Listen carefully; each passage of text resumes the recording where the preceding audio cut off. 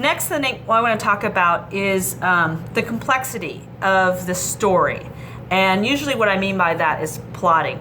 When you're thinking about whether or not your work fits a certain format, or if you want to tackle writing in a new format, you should probably have a decent idea of how the complexity differs from your board book, or I guess that would be the most simple, to the most complex, which would be your older teen novel in the case of this talk.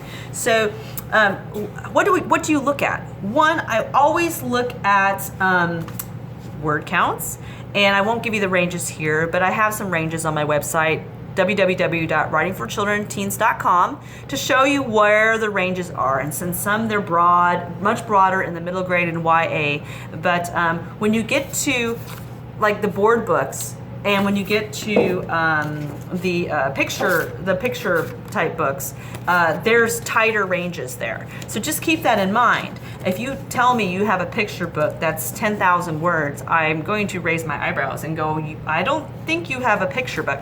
If you have a board book that's 500 words, I'm going to say, I think that's probably too long for a board book. So keep in mind that there are some general guidelines about length of manuscript. And so when you're thinking about, hey, I want to be published by, let's say Aladdin, for example, take a look at what Aladdin is putting out more recently. I always would suggest, though, that you don't look at licensed products like this one, because those kind of fit a different category. But I would look at just the typical non-licensed product type stuff when you study word counts. I think that helps. Let's see, what else? So word count matters in terms of having a general understanding of how they differ. And then also when we're talking about complexity, I'm also going to talk about plotting.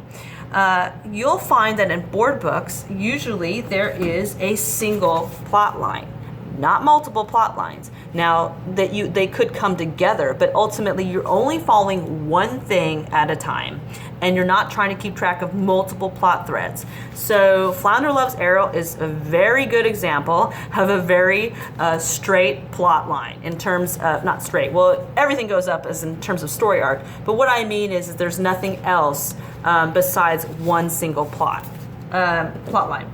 Now, when you get to picture books, again, in general, they are still a single plot, a major plot. There's really not a lot of subplotting. Sometimes there might be something going on in the background subtly, but it's not something that is so significant that it has its own world, its own, it's not, well, that's not correct. It's not so complex that you have to follow them both at the same time necessarily. So I would say picture books in general usually have one major plot, and a subplot is more subtle than an actual true subplot. So again, to know that, you might want to look at picture books and see what I mean by that. I think it's very rare that you'll come across a subplot in a picture book. But I'm not going to say it never happens, because it does happen.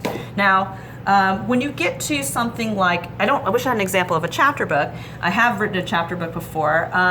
Chapter books typically have a major plot, and you can have a couple of subplots. I haven't seen a chapter book that has like 5 subplots, for example. That would be a little bit too intense. But I would say on average, a chapter book will have one major plot and maybe a couple of subplots to go along with it. When you get to middle grade novel, you're looking at like this. You're looking at one major plot and then possibly several subplots. Again, it could be 2 or more. You can definitely get away with 3 subplots. Some have more than that.